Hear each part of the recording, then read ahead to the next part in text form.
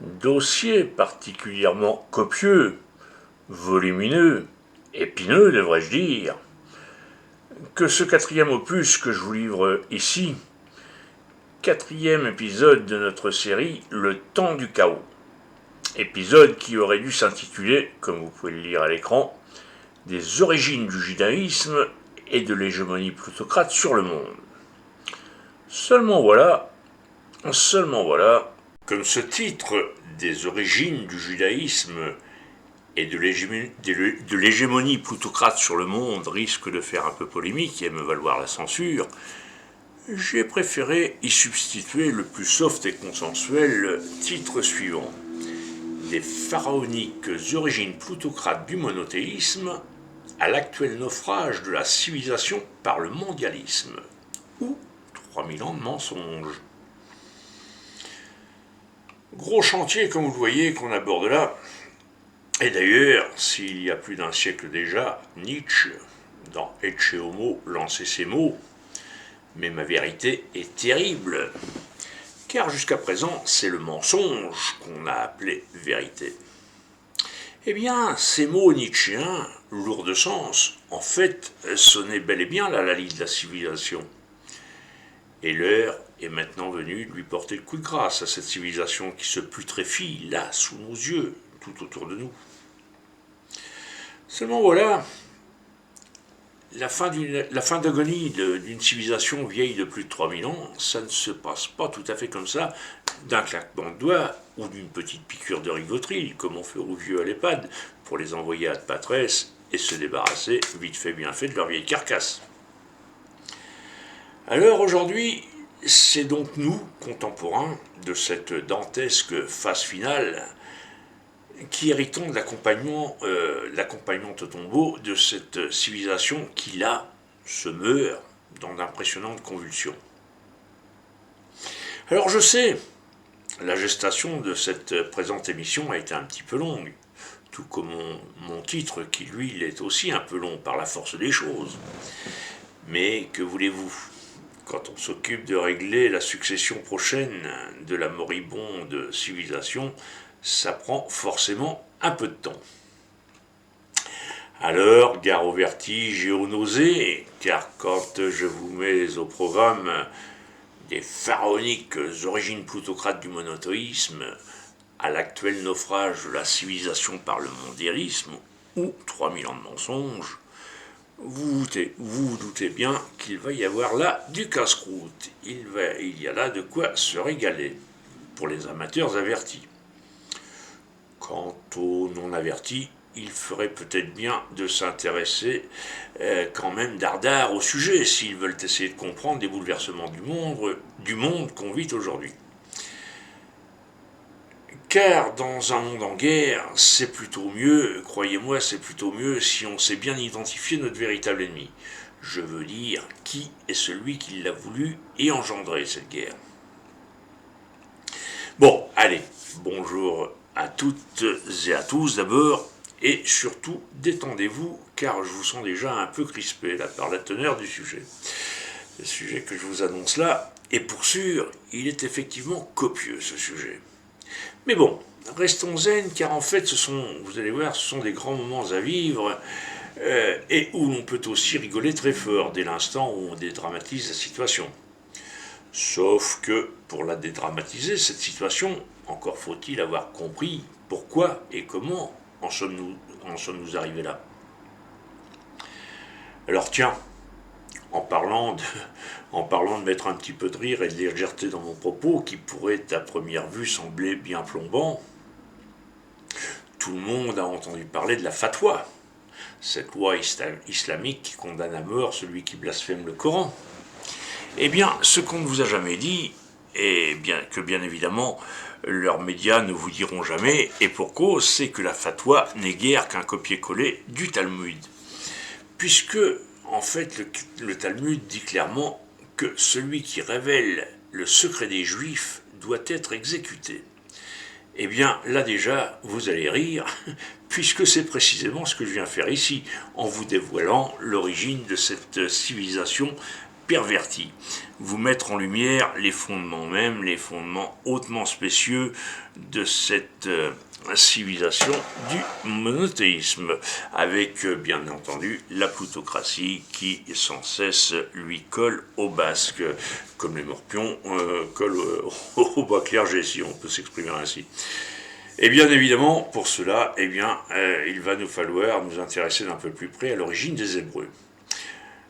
Ceci tout en prenant toujours bien garde de faire le distinguo, et ça c'est très important, distinguo entre judaïsme et plutocratie, qui sont deux choses bien différentes, même si elles sont étroitement liées, imbriquées, bien souvent au cours de l'histoire, imbriquées l'une dans l'autre, mais ce sont deux choses bien différentes. Et ce qui de fait constitue déjà rien que là un numéro d'équilibriste de haute volée à essayer de faire ce distinguo. Et numéro d'équilibriste dont Hitler, lui, ne s'était pas embarrassé de la nuance pour régler le problème, comme on le sait. Mais bon, ça c'était Adolphe. Alors, je vais donc vous mettre ici en lumière ces origines bien nébuleuses, tout comme dans ma précédente vidéo, je l'ai fait de la genèse totalement pervertie du christianisme, pervertie d'ailleurs par les Hébreux eux-mêmes, comme je vous le révélais alors lors de cette précédente vidéo numéro 3. En d'autres termes, dans cette présente vidéo numéro 4, là maintenant, de la série du temps du chaos, qui, je vous le disais, aurait dû d'ailleurs s'intituler plus explicitement des origines du judaïsme et de l'hégémonie plutocrate sur le monde, mais c'est vrai que ça prêtait un petit peu à confusion.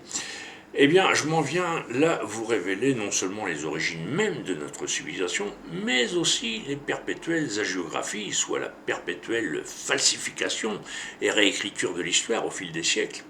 Et vous allez voir que c'est absolument passionnant, puisque ça va justement vous permettre de comprendre la dantesque agonie de cette civilisation, cet apocalypse que nous vivons là maintenant, présentement. Et c'est pourquoi d'ailleurs je n'ai aucune crainte d'être assassiné pour ces révélations, puisque au contraire ça donnerait encore plus de poids, plus d'écho à ce que je dis, et ça précipiterait encore les choses. Pour autant, ne nous leurrons pas, le risque est bien réel. D'autres avant moi l'ont payé de leur vie, cette révélation de la vérité, et ils sont d'ailleurs très nombreux, à commencer, comme on l'a vu précédemment, par le Christ lui-même, mais aussi des philosophes comme Giordano Bruno, qui lui fut brûlé vif sur le bûcher de l'Inquisition, avec une planchette clouée sur la langue pour l'empêcher de parler. Puis on peut encore citer le Mahatma Gandhi, ou aussi le président Kennedy. Écoutez dans son courageux discours du 12 novembre 1963 à Columbia, à John Fitzgerald Kennedy, eh bien, vous comprendrez pourquoi il a été assassiné 10 jours plus tard. Mais il en est idem de John Lennon. Écoutez donc la magnifique chanson de John Lennon, A Working Class Hero. Aussi, plus près de nous, une Claire Sévrac qui a été assassinée aussi pour ses révélations, pour avoir dévoilé cette vérité. Et on pourrait ainsi continuer pendant des heures à lister tous ces grands hommes et femmes, mais aussi tous ces illustres inconnus qui ont payé de leur vie cette révélation de la vérité. C'est pourquoi soyez assurés qu'ils peuvent bien m'assassiner, et aussi assassiner d'ailleurs le monde entier, comme ils tentent de le faire là maintenant. Eh bien, ils ne réussiront jamais à l'étouffer, cette vérité. Même si, durant ces 2 derniers milliers d'années, ils l'ont sévèrement muselée, c'est vrai, la vérité était bien muselée, au point que je nomme cette agonisante civilisation la civilisation du mensonge. Alors voilà. Eh bien, si vous ne le saviez pas encore, eh bien, vous allez découvrir ici que, bien loin du défilé de baltringues qui viennent pérorer à la télévision, dans le poste, eh bien, la philosophie, c'est en réalité un sport de combat de très haut niveau. Et pour ma part, vous n'imaginez pas à quel point je kiffe et je ris de ces montées d'adrénaline que me procure la philo. Au point que je ne résiste pas ici à vous livrer fièrement ce nouvel aphorisme de ma production. Vivre, c'est se trouver une bonne raison de mourir.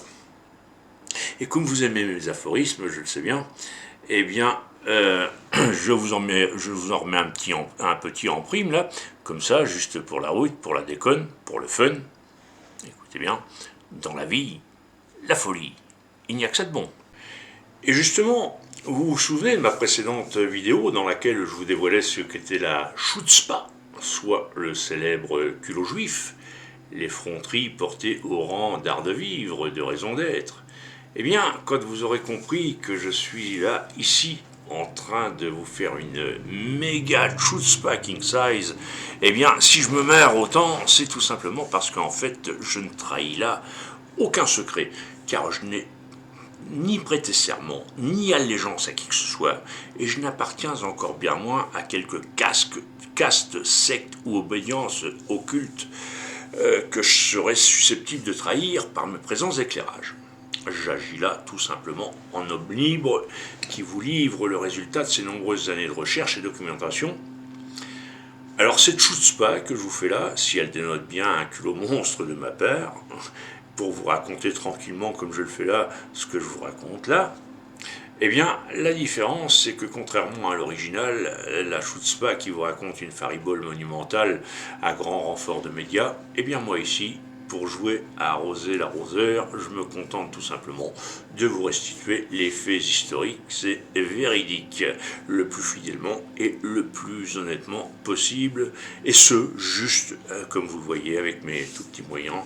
Je n'ai pas derrière moi des armées de rhéteurs, de maquilleurs, etc., dont la vocation est de vous faire prendre les messies pour des lanternes, comme disait notre ami Prévert.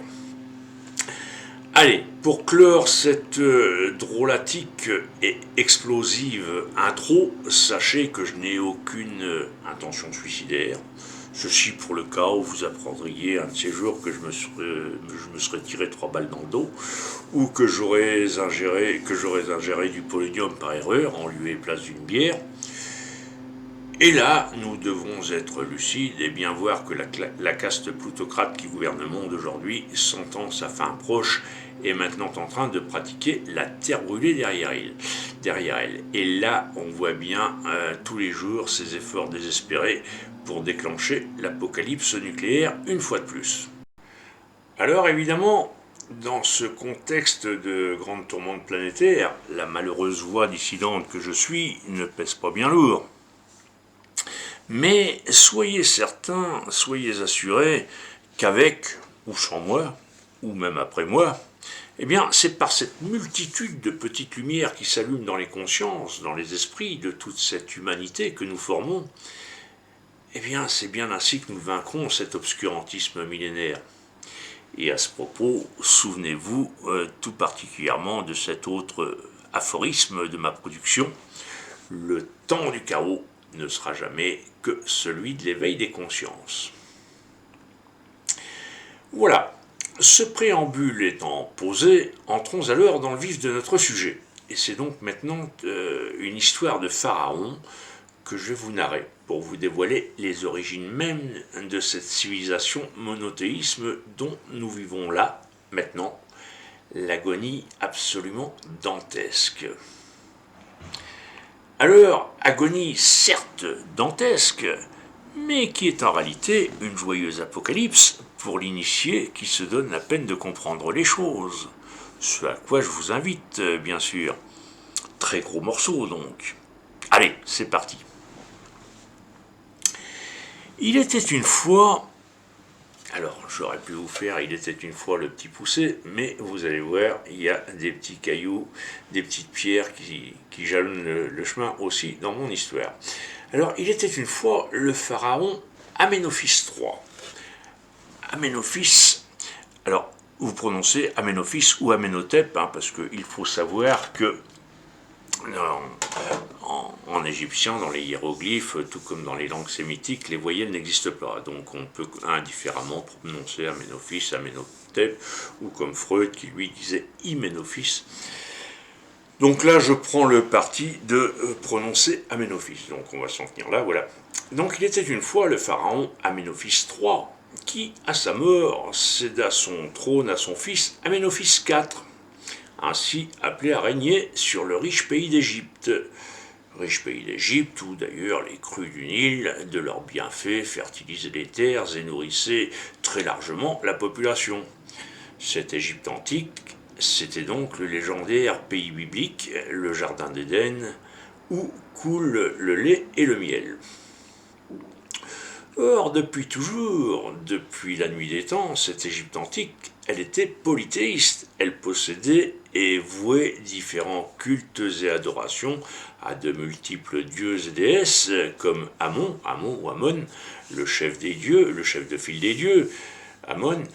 Mais aussi dans ce panthéon, on y trouvait Maat, la déesse de la vérité, ou encore Horus, Thoth, Isis, Osiris, Anubis, Phimosis, Kelmopubis, et etc., etc., tous ces dieux de ce panthéon polythéiste.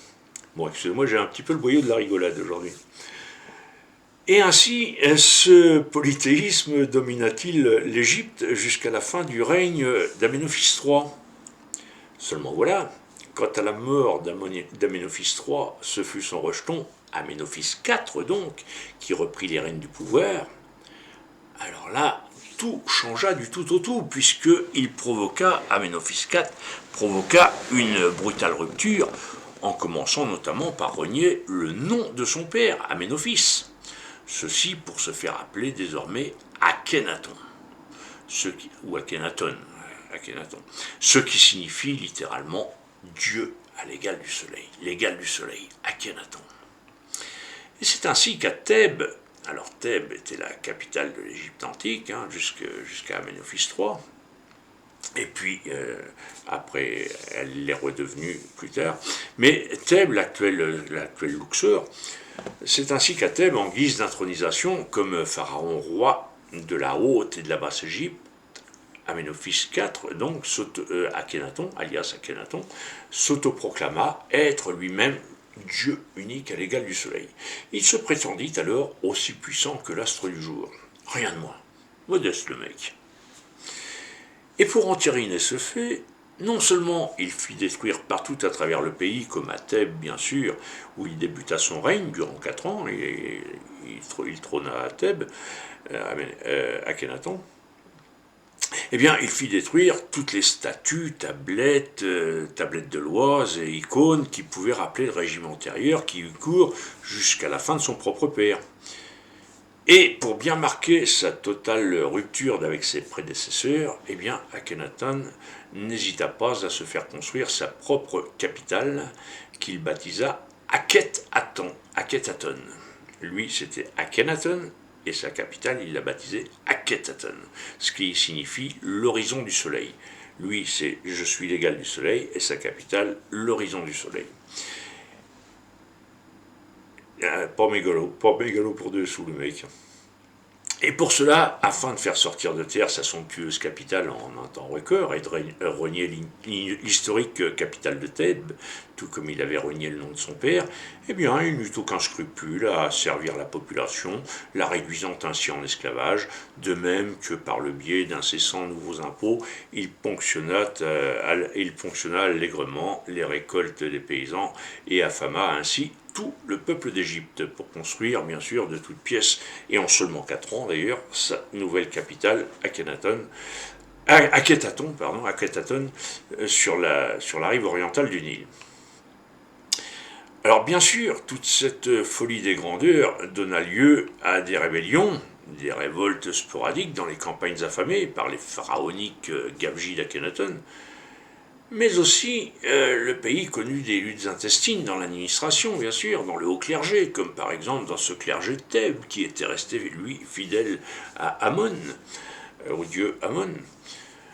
Clergé qui se retrouvait donc là, trahi, le bec dans l'huile, comme on dit.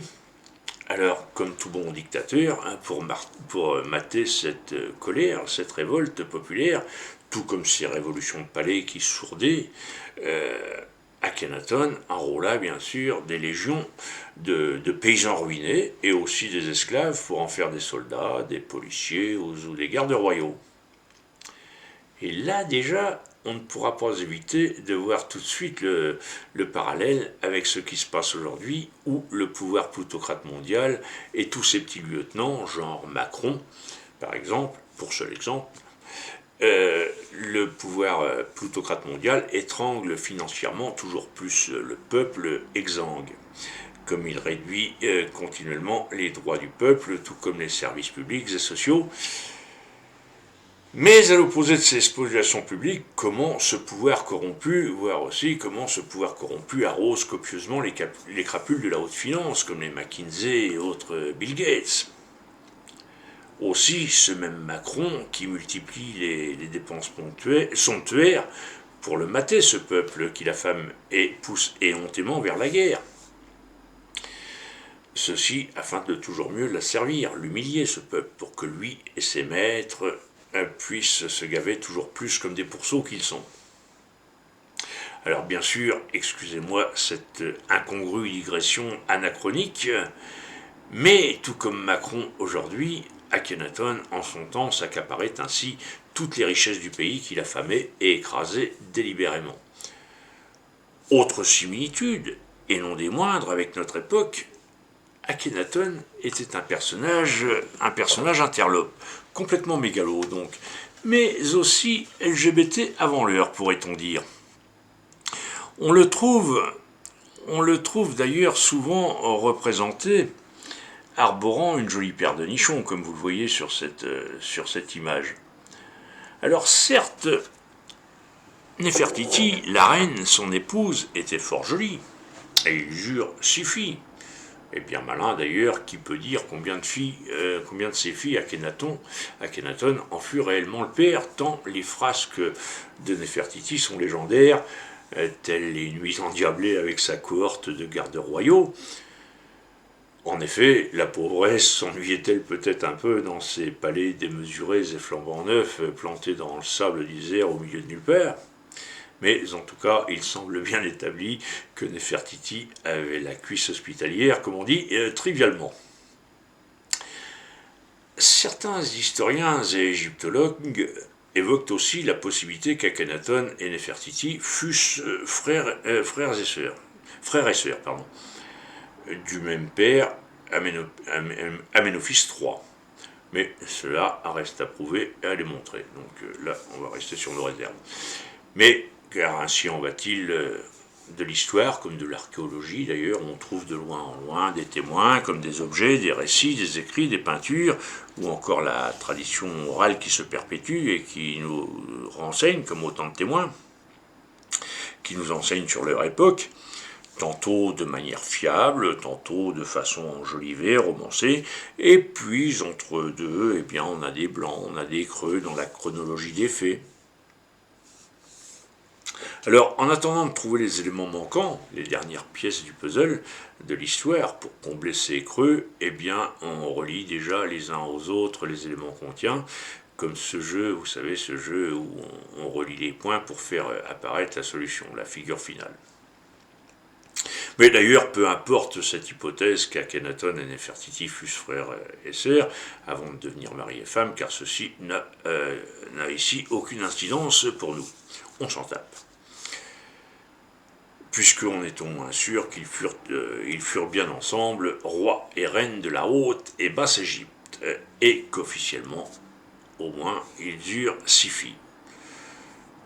De même, reste à l'état d'hypothèse le fait que Toutankhamon, le pharaon qui a succédé, ait pu être leur fils. La filiation de ce dernier, Toutankhamon ou Toutankhaton, on va y revenir. La filiation de Toutankhamon n'est pas formellement établie. Les experts égyptologues divergent ici sur leurs conclusions. Mais bon, revenons plutôt à la vie démesurée et surtout dépravée que l'on menait à Akhenaton, la capitale, la nouvelle capitale, où, outre son palais royal, Akhenaton avait aussi fait construire 2 temples, le grand et le petit temple, cet ensemble étant relié par une somptueuse avenue royale sur laquelle il paradait lui-même dans son char, quand ce n'était pas des courses ou des défilés qui étaient organisés sur cette avenue royale. Comme il se doit, les quartiers d'ouvriers et d'esclaves étaient relégués à la périphérie de la ville, tandis que les notables, les courtisans et les plus fervents admirateurs et sire-pompes de Pharaon, eux, logeaient au plus près de lui, autour des temples et palais royaux, bien sûr. Et bien évidemment, tout ce beau monde se précipitait à la moindre occasion et se bousculait pour approcher leur idole, le dieu vivant. Et par quelques flagorneries de raffoler ce grand mytho d'Akhenaton, eh bien, ils obtenaient assez facilement de lui quelques faveurs, quelques petits privilèges, ou petits privilèges supplémentaires, ou bien même, voire avancement dans leur carrière. Car il faut bien voir que, outre tous ces courtisans et intrigants, cette cour royale était aussi composée par les artistes, les peintres, les sculpteurs ou les scribes, qui tous mettaient leur talent au service du poussa à l'ego surdimensionné, et parfaitement imbu de sa personne, Akhenaton, bien sûr. Artistes qui s'attachaient donc à représenter toute la gloire de leur taulier, si on peut dire ainsi, leur taulier, ou à le décrire sous la forme la plus avantageuse, la plus élogieuse qu'ils trouvaient grâce à ses yeux. De même, dans cette haute cour royale, eh bien, on y trouvait les grands vizirs, bien évidemment, les grands vizirs de la haute administration, dont les chefs de la garde royale, chefs des armées, de la police, ou encore les collecteurs d'impôts, soit l'équivalent de nos ministres des Finances actuels. Collecteurs d'impôts qui étaient bien sûr des personnages centraux, stratégiques pour le pouvoir, puisque c'était ceux-là même qui, sur le terrain, lui permettaient de ponctionner toujours plus le peuple exsangue, déjà exsangue, et avec l'aide armée et police, de tenir ainsi muselés et tranquilles tous ces crèves-la-faim, ces sans-dents, comme disait un autre sinistre crétin, les sans-dents. Il faut dire aussi qu'à l'époque, contrairement à aujourd'hui, la télé et les jeux vidéo n'existaient pas pour anesthésier les esprits qui s'échauffaient face à tant d'injustices. Alors le plus souvent, eh bien, les collecteurs d'impôts qui battaient le pays, les campagnes étaient généralement accompagnées d'une escouade ou d'une cohorte de gardes armés qui réprimaient très sévèrement tout début de révolte. Pendant ce temps-là, à Akhenaton, dans cette capitale de débauche, quand il ne se donnait pas lui-même en spectacle dans ses pharaoniques exhibitions, eh bien, Akhenaton passait aussi beaucoup de temps dans le grand temple, où là, dans le Saint des Saints, il était censé réciter ses prières et hymnes au soleil, et aussi gravissait-il de temps à autre son escalier d'or pour s'isoler en haut de sa tour royale et d'y méditer. Ou peut-être bien encore, s'occupait-il d'initier à la méditation très profonde quelques jeunes et belles et faibles. Allons donc savoir. À propos de ce grand temple d'Akhenaton, alors Akhenaton, alias Tel Amarna, aujourd'hui c'est le site, les ruines de Tel Amarna. Donc à propos de ce grand temple d'Akhenaton, dont il ne reste plus que les fondations sous les sables du désert aujourd'hui, eh bien on sera surpris, ou en fait non pas vraiment surpris, de constater que 3 siècles plus tard à Jérusalem, le temple de Salomon se construisit selon un plan très similaire à celui du temple d'Akhenaton, à Tel Amarna, à Akhenaton. Temple avec sa succession de cours gigognes, et au centre le Saint des Saints, où n'accédait que le grand prêtre, dont bien sûr Akhenaton en son temps s'était octroyé le titre. Et encore une fois, 3 siècles plus tard, dans le temple de Salomon, à Jérusalem, eh bien, on y retrouve, dans le Saint des Saints, la fameuse Arche d'Alliance. Vous voyez les coïncidences de l'histoire, comme ça. Mais, bon, pour l'heure, évitons de trop nous disperser dans toutes les directions et sur plusieurs époques en même temps. Nous y reviendrons plus tard sur ce temple de Salomon. Et pour l'heure, concentrons-nous plutôt sur le fait que pour mener cette vie de pacha dépravée qu'était la vie à Akhenaton, ce régime a bel et bien jeté les peuples d'Égypte dans la misère noire la plus totale, puisque malgré la richesse des terres si fertiles de la vallée du Nil, le pays a connu une famine sans précédent, en étant d'une part privé de ses paysans qui avaient été enrôlés de force pour construire la capitale ou pour être intégrés dans l'armée, Et d'autre part, le quota de récolte que prélevait le pouvoir royal ne cessant d'augmenter, de cela, bien sûr, il s'ensuivit cette grande misère, ce grand chaos attonien, qui survint seulement quelques années après l'intronisation de ce pharaon. Chaos et révoltes qui entraînèrent immanquablement la chute du tyrannique dieu autoproclamé Akhenaton. Chute qui d'ailleurs reste très obscure puisque sa momie n'a jamais été retrouvée dans sa tombe royale. Tout ce qu'on sait, c'est qu'à la fin du règne d'Akhenaton, qu'on situe aux alentours de 1337-1338 avant notre ère, il y eut à partir de là une période de grands troubles et de chaos, puisque même la faramineuse capitale d'Akhenaton, qui avait coûté pourtant tant de vies humaines, eh bien, elle fut rasée et par la suite, je vous le disais, recouverte par les sables. Et c'est ainsi que toute la cour royale, les courtisans d'Akhenaton, dont les notables, les artistes, les proches serviteurs, bien sûr, mais aussi ses gardes qui furent bannis et obligés de s'enfuir telle une volée de moineaux devant la puissante révolte du peuple affamé qui réclamait justice. C'est alors dans cette grande débâcle générale que la garde royale, elle, choisit de fuir vers le sud. Et du reste, aujourd'hui, on retrouve leurs descendants de ces gardes royaux en Éthiopie et même jusqu'au Kenya. On les appelle les Maasai, les guerriers Maasai, dont les attributs et ornements actuels, dont ils se parent toujours, nous rappellent parfaitement bien ceux qui avaient cours sous Akhenaton. Ainsi, la parure frontale des Maasai n'est autre que l'Uræus d'Akhenaton. Vous le voyez là sur cette image, l'Uræus, c'est-à-dire le cobra royal, sur le front d'Akhenaton. Mais aussi les ornements pectoraux de ces Maasai qui sont striés à bandes horizontales, récurrent symbole, ces bandes horizontales qu'on retrouve partout, bien sûr, chez les juifs avec le talit, notamment le châle de prière, mais aussi bien dans la franc-maçonnerie qui arbore ces rayures noires et blanches, ou bleues et blanches, ou foncées et claires, en fait, tout comme les perles de leur chapelet aux frères Latruelle qu'on voit parfois accrochées au rétro intérieur de leur bagnole, ou encore ces rayures horizontales qui ornent bien souvent les édifices et temples qu'ils font ériger pour marquer leur territoire, de la même manière que le chien qui pisse aux quatre coins de son territoire pour le marquer tout pareillement. Mais bon, là encore, excusez-moi, je digresse un petit peu.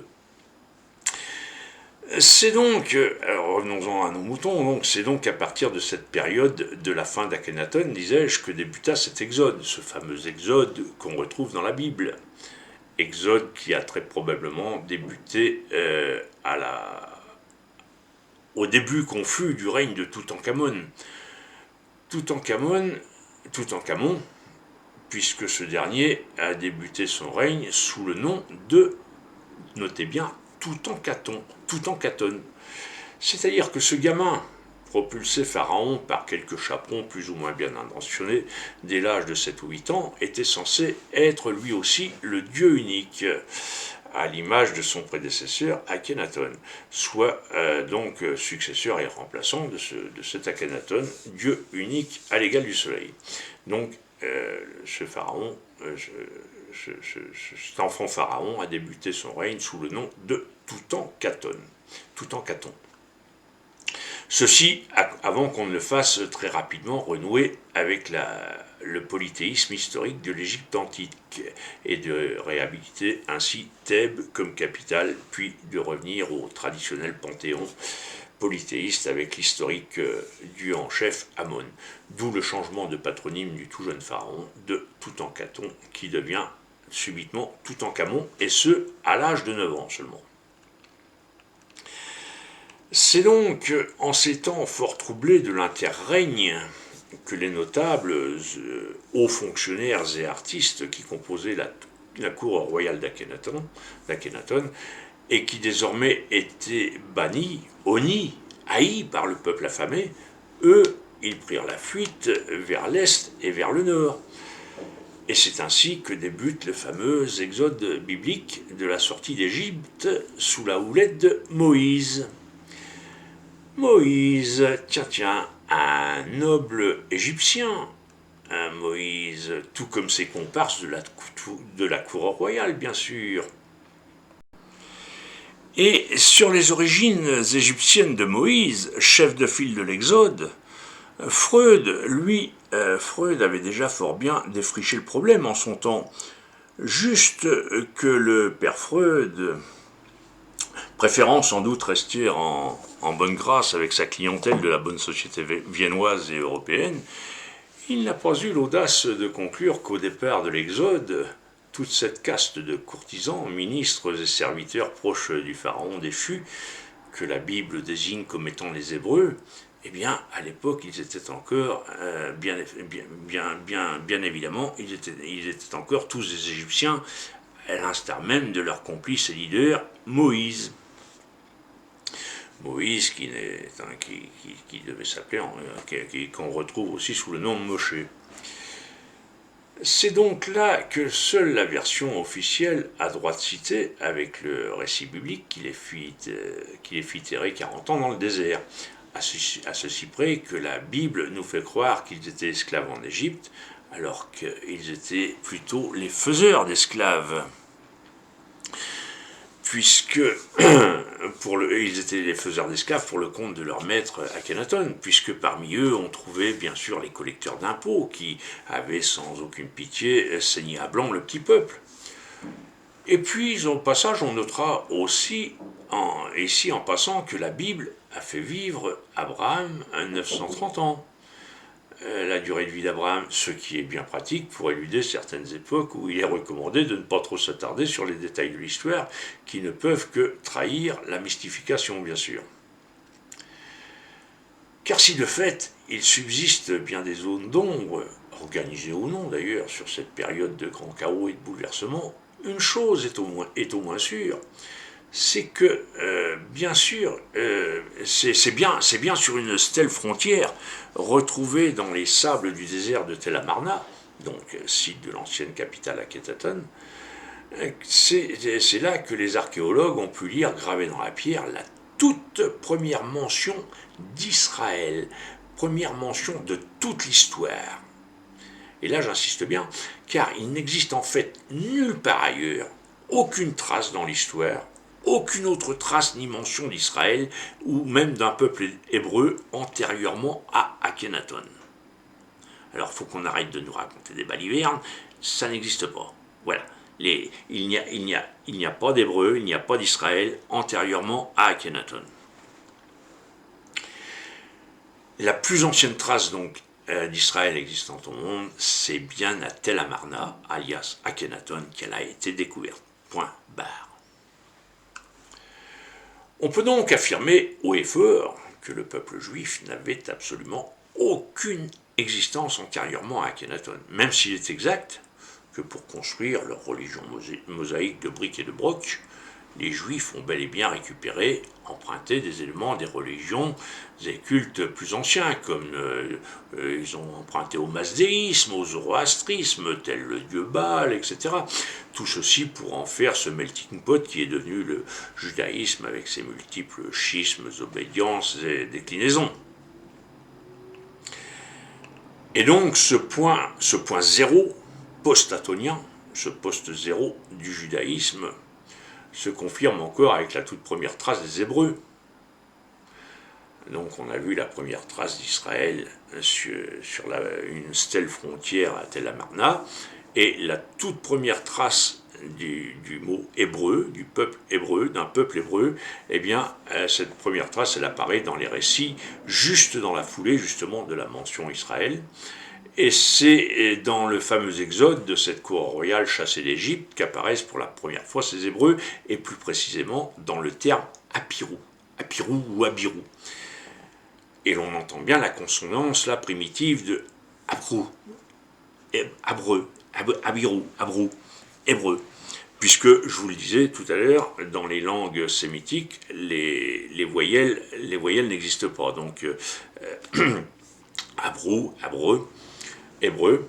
Donc, langue sémitique et hiéroglyphe, les voyelles n'existent pas.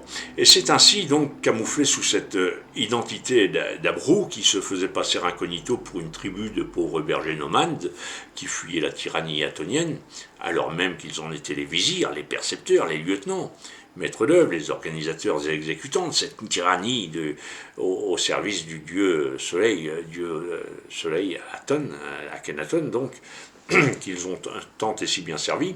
C'est ainsi donc que cette peuplade de gens fort instruits, d'artistes et d'artisans, artisans de haute volée d'ailleurs, artisans qui maîtrisaient tous les savoirs et savoir-faire, puis aussi les ministres et hauts fonctionnaires, tout ce petit monde qui jadis composait la haute administration, et donc bien sûr la cour royale d'Akhenaton qui s'est enfuie à travers le désert, vers le nord et vers l'est, ainsi déguisés en humbles bergers, qui poussaient devant eux un cheptel famélique pour assurer leur survie, et surtout pour s'assurer un bon alibi de misérables bédouins paysans errant dans le désert, et ainsi déjouer les révoltes des paysans qui les auraient étripés sur place s'ils avaient identifié, bien sûr.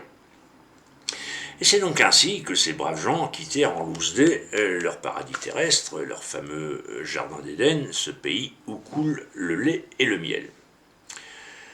Alors, je vais marquer ici une toute petite pause, car tout ce que je viens de vous raconter là, eh bien, vous le retrouverez en mieux et surtout beaucoup plus détaillé, fouillé, documenté dans des livres absolument passionnants comme les secrets de l'Exode ou l'origine égyptienne des Hébreux, que je vous incite fortement à vous procurer, car outre de ne jamais être ennuyeux, ce livre est fort bien fait, et il est surtout d'ailleurs le fruit de plus de 20 ans de travaux, de recherche, d'archéologie, d'épistémologie de deux frères juifs, Mésode et Roger Sabat, qui ont vraiment accompli là un travail titanesque, magnifique travail, livre qui est paru aux éditions Jean-Cyril Godefroy.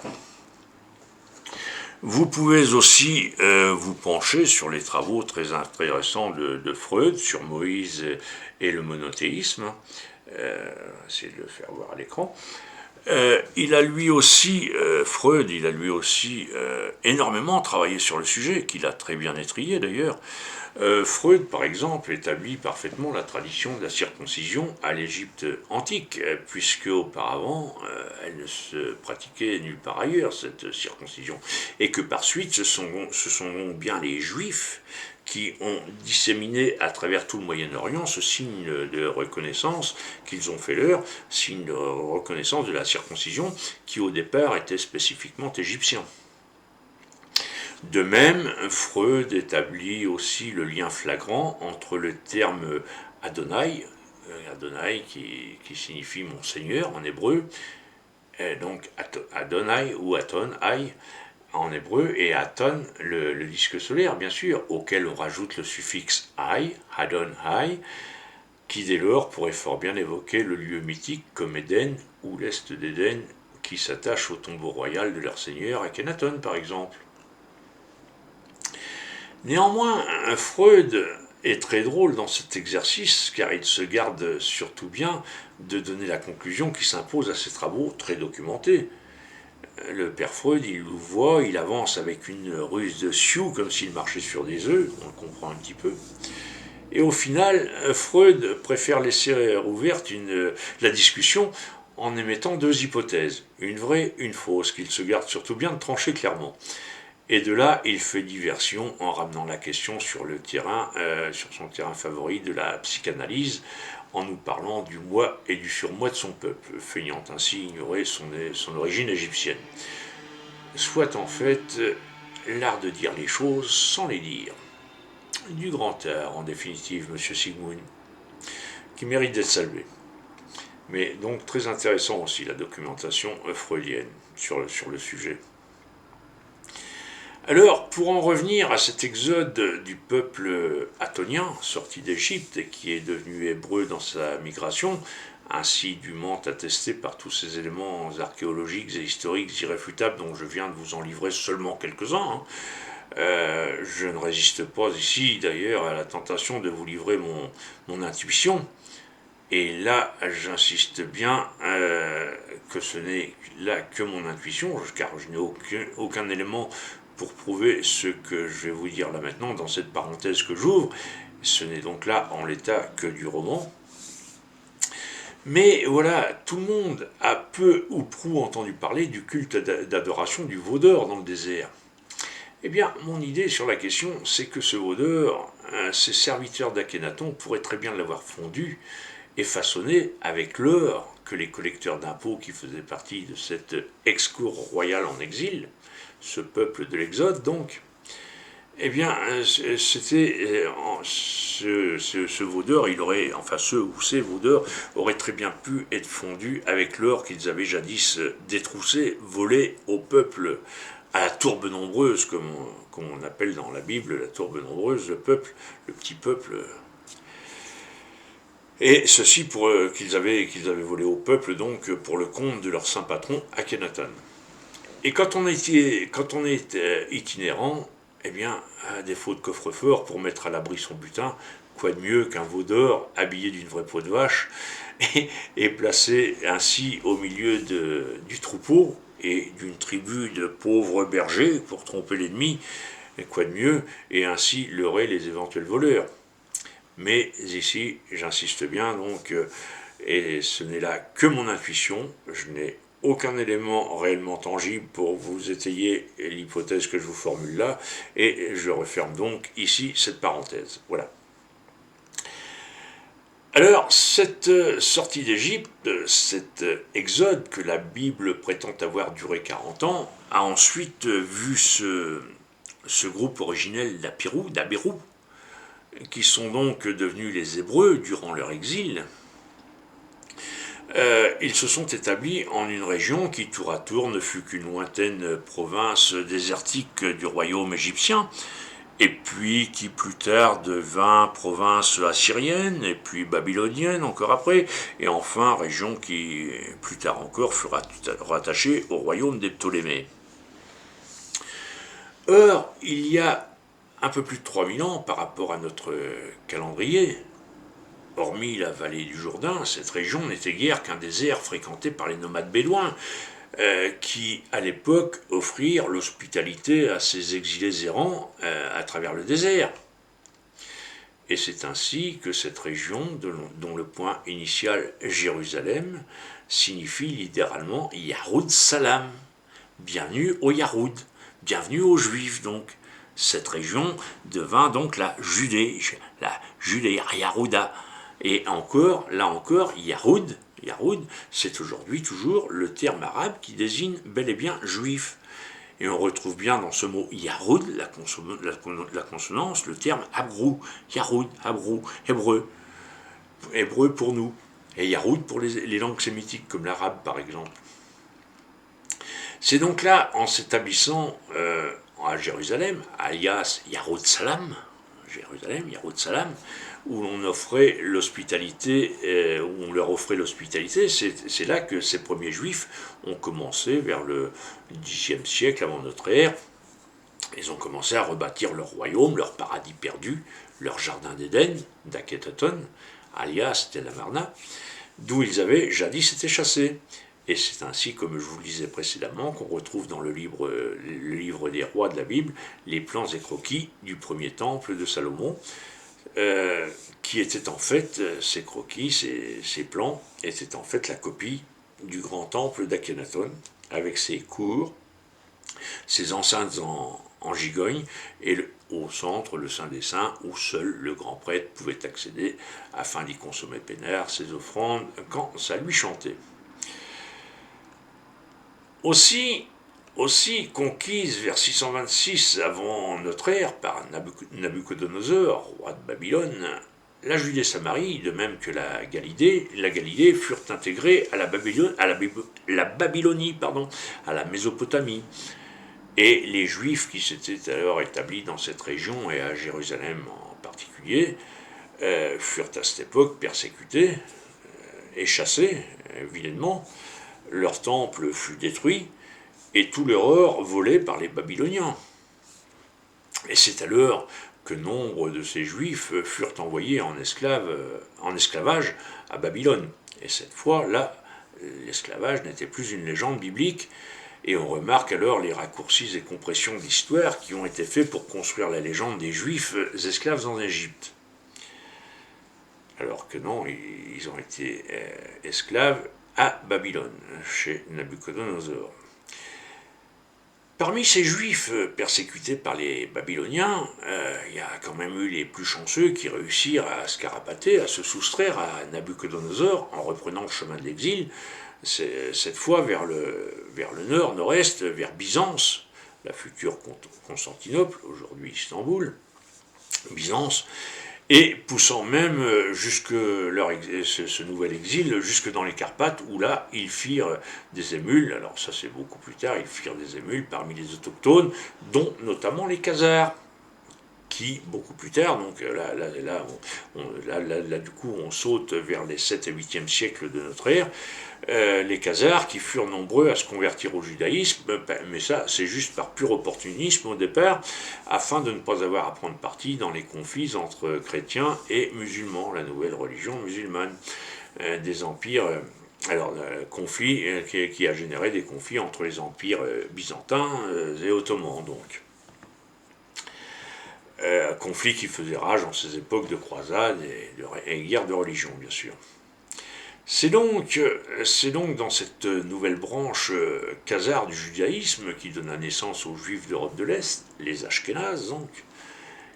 Et eux, les Ashkénazes, ont vite compris comment ils pouvaient tirer parti de la mystification originelle du Dieu unique et de toute la vieille littérature biblique et talmudique, et de l'améliorer, de la pousser à son paroxysme avec par exemple ce concept yiddish de chutzpah, soit le célèbre culot juif qui veut que plus c'est gros et mieux ça passe. Eh bien, là, pour le coup, l'élève ashkénaze avait ici dépassé son maître séfarade, et on ne peut alors que s'émerveiller aujourd'hui en voyant le niveau atteint par ce concept de chutzpah, que ce soit dans le monde médiatique ou dans la sphère politique où l'enfumage du monde est devenu la règle en tout domaine. Les protocoles des sages de Sion, par exemple, étant un magnifique modèle de chutzpah, et leur actuelle négation, reniement de ces protocoles, encore une autre plus belle démonstration encore de chutzpah. Ainsi, quand aujourd'hui encore on a des tristes clowns de cet acabit, comme Attali par exemple, qui il y a 43 ans nous expliquait déjà comment on asservirait le monde grâce à la maladie, et puis aussi grâce à la peur de la mort, ils asserviraient le monde, ou encore cette autre enflure d'Harari, qui lui parle de la population mondiale comme étant un troupeau d'inutiles à éliminer. C'est donc bien que nous voici maintenant à l'apogée de tous ces vieux préceptes de domination juive du monde qu'on retrouve dans la Bible. Dans la Bible, où, pour seul exemple, vous retrouverez en Lévitique ces paroles du Dieu d'Israël qui s'adresse en ces termes à son peuple élu. Vous ne suivrez point les usages des nations que je vais chasser devant vous. Je vous ai dit, c'est vous qui posséderez leur pays. Je vous en donnerai la possession. Ou encore, aujourd'hui, dans notre monde en pleine guerre, ces mots qui résonnent eux aussi particulièrement fort à nos oreilles, mots qu'on peut lire cette fois dans les manuscrits de la mer Morte, manuscrits de Qumran, et plus précisément dans le rouleau d'Armageddon, donc les manuscrits de Qumran. Dans les rouleaux d'Armageddon, ces mots que l'on peut lire, je cite, « Le Dieu d'Israël a levé son glaive contre toutes les nations, et par les saints de son peuple, il déploiera sa puissance sur le monde. » Voilà le genre de paroles très belliqueuses que l'on peut trouver dans cette littérature ancestrale, donc, dans ces vieux grimoires. Aussi, fort intéressant à consulter dans ce rouleau d'Armageddon que les manuscrits de Qumran, c'est le chapitre, alors ça c'est un morceau de choix que je vous conseille quand même, c'est le chapitre de la préparation à la bataille finale, la guerre des guerres, qui est une description par le menu détail des ordres de bataille donnés par le grand prêtre. Et alors là, on est de suite interpellé par la récurrence du mot trompette. Mot trompette qui revient sans cesse. Le grand prêtre ordonne que sonnent les trompettes du rassemblement, puis les trompettes de la diversion pour tromper l'ennemi, et puis les trompettes de la charge de la bataille, les trompettes du repli, les trompettes, enfin, etc., etc. Toujours les trompettes qui reviennent sans cesse dans ce texte. Or, quand vous lirez ce texte, qui est pourtant vieux de 2300 ans, quand vous lirez ce plan détaillé de la bataille finale d'Armageddon, donc la guerre des guerres, la dernière des batailles, Armageddon, eh bien, cette préparation à cette bataille, vous n'aurez juste qu'à y substituer le mot média au mot trompette, et vous serez alors subjugué, croyez-moi, vous serez subjugué, et même carrément ébloui par le tableau, la vision de notre monde actuel qui va vous apparaître sans filtre et vous sauter aux yeux en pleine face dans toute sa turpitude. C'est absolument fabuleux. Et plus encore, vous serez sidéré si vous remettez cette antique volonté de guerre, ce puissant désir de mettre toujours et encore le monde à feu et à sang dans le contexte actuel, bien évidemment. Alors vous ne pourrez faire l'économie ni éluder cette réalité, tel ce récent Avatar, là, qui dernièrement a bien failli déclencher la Troisième Guerre mondiale, quand tous les médias du système ont relayé à l'unisson cet énième enfumage, comme quoi le missile qui l'autre jour est tombé en Pologne, eh bien, comme quoi il aurait été envoyé par les Russes, alors qu'il s'est révélé qu'il avait bel et bien été tiré par les soudeurs nazis à Zelensky. Et le fait n'est-il pas effarant, en effet, que sur un sujet aussi grave que la guerre mondiale nucléaire, comment, depuis ces fameuses trompettes bibliques qui, toujours entre les mains de leurs maîtres des ténèbres, sont maintenant devenus les médias d'aujourd'hui, on ne peut alors ici qu'observer et constater cette volonté criminelle d'envenimer les conflits, de répandre la terreur, la mort et la désolation. Car oui, ces lignes écrites il y a 2 ou 3 000 ans dans leur vieux grimoire, eh bien, mettez-les donc côte à côte en parallèle avec notre actualité. Ces mots, mettez-les en résonance avec les mots contemporains qui sont ceux des médias d'une manière générale, mais aussi mettez-les en résonance avec les sombres dessins d'Attali, d'Harari et de toute leur clique de pieds nickelés, comme les Schwab, les Klaus Schwab, les Bill Gates et Soros et toute cette fine équipe mondialiste. Et vous verrez qu'il ne subsiste alors plus aucun doute sur les intentions criminelles et génocidaires de cette engeance-là. Ainsi, nous arrivons là au terme de ce 4e volet de notre série, Le Temps du Chaos, où je vous ai dévoilé les origines perverties de notre civilisation, qui eut pour point de départ ce Gugus, le pharaon Akhenaton, idole et dieu de ceux qui, sitôt derrière lui dans son sillage, allaient devenir les tout premiers juifs en son jardin d'Éden, Akhenaton, alias Tel Amarna aujourd'hui. Idolâtrie qui s'est ensuite reportée sur le vaudeur durant l'Exode, pour en arriver aujourd'hui au dieu pognon des marchands, qui, pour gouverner le monde, n'ont depuis 3000 ans jamais eu scrupule à éliminer leurs opposants, dont le Christ, comme nous l'avons vu dans l'épisode précédent numéro 3, mais aussi éliminer les innocents anonymes du peuple dès l'instant où ces derniers leur sont plus utiles en tant qu'esclaves et qu'ils les considèrent dès lors comme des bouches inutiles à nourrir. Selon la terminologie même d'Harari, penseur en chef du Forum économique mondial, les inutiles, nous appelle-t-il, ce sinistre imbécile.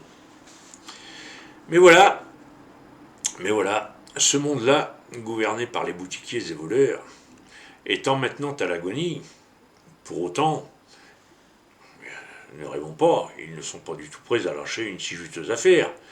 On peut alors légitimement s'attendre à ce qu'ils tentent de nous rejouer un retour du Messie, pour se remettre en selle une fois de plus, car il faut bien savoir que, notamment aux USA, dans ce qu'on appelle la Bible Belt, la ceinture biblique, donc aux USA, se trouvent 70 à 80 millions de croyants qui se revendiquent chrétiens et sionistes à la fois.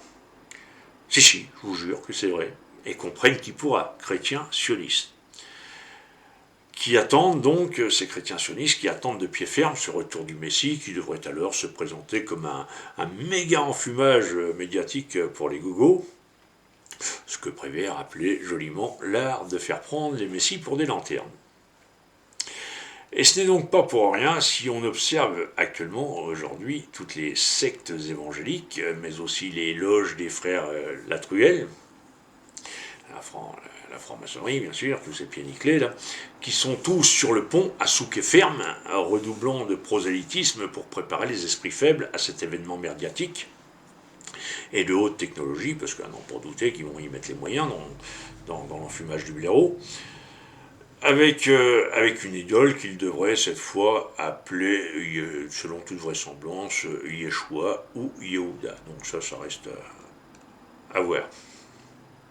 Affaire à suivre, donc, comme on dit couramment, mais surtout, ce qu'il faut bien voir par-delà cette tare congénitale de la civilisation, je veux dire cette lourde charge qui pèse sur le judaïsme depuis ses origines, et plus encore sur le sionisme des Khazars, c'est qu'aujourd'hui, et ce depuis Akhenaton, si toute l'histoire du monothéisme, parce que voilà, ce n'est pas que le judaïsme, le christianisme en fait partie aussi, c'est tout le monothéisme est en effet bel et bien intimement, l'histoire du monothéisme est bel et bien intimement liée, marquée, imbriquée par la plutocratie, c'est-à-dire la captation des richesses du monde.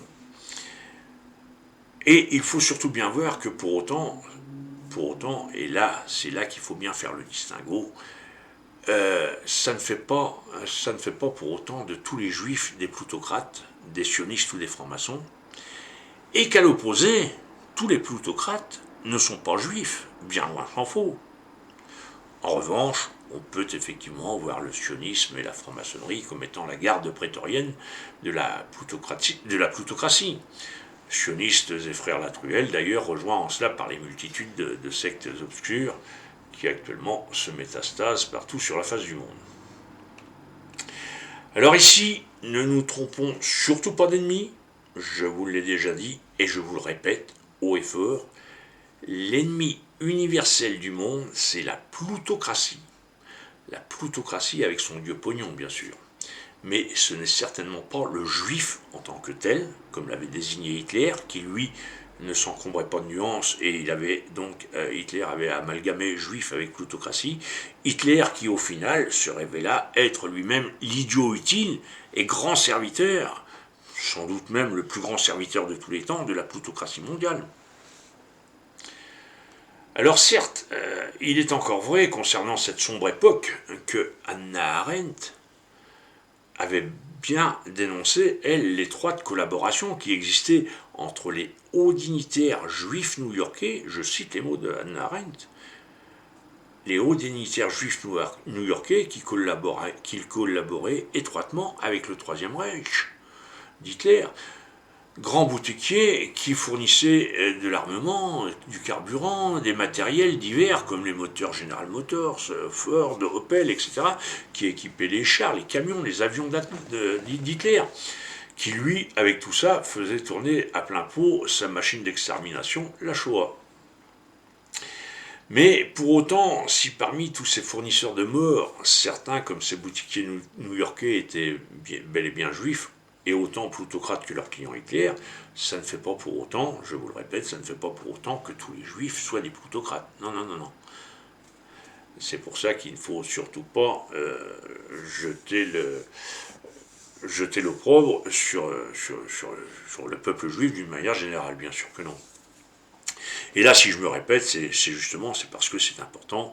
Et sur ce point des puissances de l'argent faiseuses de guerre, je vous invite à voir d'ailleurs ou à revoir une précédente vidéo qui s'intitule « Un jour je me suis réveillé ».